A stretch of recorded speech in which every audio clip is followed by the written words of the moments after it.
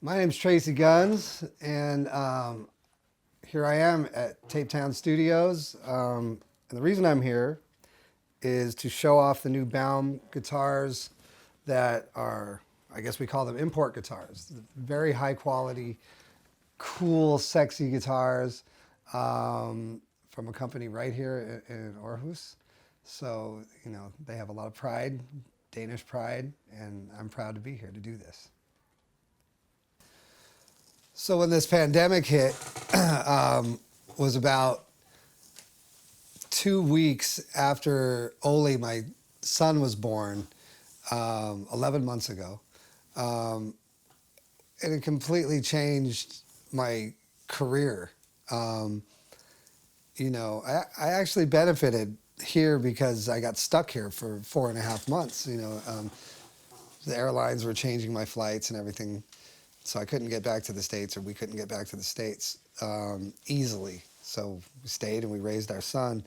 And suddenly I started getting all these calls to just do recordings. You're in Denmark, but can you still record? I'm like, yeah, I can record. So I did a lot of recording, and I wrote the next LA Guns record in that time. Just a lot of just recording other people's music and then creating for LA Guns or whatever, so, and also raising a little baby. So, so not going on tour, we canceled 160 shows, so it was like, oh, plenty of time now, to do something. But then I had an idea, I could give lessons on this app called Cameo. And I could do that from here, you know what I mean? Something to keep some money coming in. And I did that for a little while. And then I was like, okay, this is getting tiring. Was doing that. And then finally, when I went home, or when we went back to the States, I had finished recording all this music and some other things.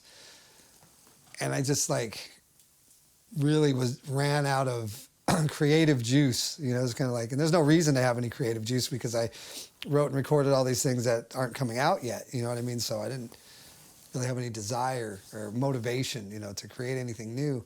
So my wife was like, you could give lessons online, if you want to play guitar and, make some bucks. And I was like, oh yeah. So now I've been giving lessons for like 6 months online. I have 33 students, and it keeps me fresh. It keeps my chops up. And it's really reintroduced me to a lot of theory that I've been ignoring, for years, because you don't use all of the theory playing guitar all the time. So, a lot of time to reflect. Do I want to tour? You know what I mean? Kind of. I kind of want to tour. I really enjoy more spending time with my family right now and giving guitar lessons, to be honest. It's more secure. I spend more time with the people that I love. But hopefully this pandemic will end someday, and, we'll be doing things. LA Guns, we've done 2 live stream shows, and it's very successful. I could almost do that, one a month, forever, and then do everything else aside from that. That's a reality that could happen. Writing and recording with other artists, developing guitars and amplifiers and pedals with, here in Denmark, that's a great option. So I think, for me and my family, it hasn't been a career ender. We've been fortunate, we've been lucky, through this, and a lot of my friends haven't been, and it's sad, and it's such a mysterious time, and I think that's the scariest part of it all. Then, we all know about what's going on in the States, so hopefully that's going to get better quick too, so anyways, that's not rock and roll. 2021, well, I did a record with this guy, Michael Sweet, from a band called Striper. And the music that I wrote is super classic metal, meaning, you know, reminiscent of Sabbath, Priest, and then delving in a little bit to like some black metal rhythms, stuff like that. It's like, if I had to describe what it is, I give an example in my, line of albums. If I was Black Sabbath, this would be my Born Again album. They had this album, Born Again, with Ian Gillan singing. This album is that. And Michael Sweet is an unbelievable singer. So that's coming out, I think they said May 4th. That comes out. Tracii Guns record, just waiting for Phil to finish vocals. And that'll be out probably before next Christmas. And then I'll start thinking about writing some more stuff then. But, I mean, right now there's no touring plans. There's only staying home plans. That's it. Guitars. Okay. So probably the one thing that people want to know ultimately is what makes these guitars different than other guitars. And there's a few things that make them different. I mean, number one, every single guitar that Baum makes is high quality. So you don't really have to like try a bunch of them to like find one that feels a certain way or something like that. So like they're always great guitars. The second most important thing is, if you like sexy looking guitars, they're very specific in their angles and their shapes and the originality of their designs, while still having, a nostalgic, almost 50s, 60s kind of design. Like we were talking about earlier, this kind of Danish design, this eye for this kind of timeless look, which there are other guitars like that. We have, there's Gretsch, there's Fender, and there's Gibson. And, to me, those are the timeless guitars, Then you have National and Supro and things like that. Those aren't so much timeless as they are vintage, and not even really vintage, just old. It's like, those are old guitars.